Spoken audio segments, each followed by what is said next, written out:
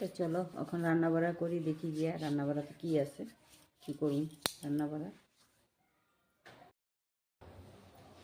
আমি এখন সবজি কাটতে বয়ে গেছি, আমি এখন সবজি কাটুন, দেখো আমার সবজিতে কী কী আছে। এদিকে আছে লাই শাক, বাঁধাকপি, মিষ্টি কুমড়, বেগুন, টমেটো, ফুলকপি, মূলা, ধনে পাতা। আমি এখন দেখি কী কী রান্না করি। শাকটা তো রান্না করতেই লাগবে, তারপরে দেখি আর কি রাঁধি।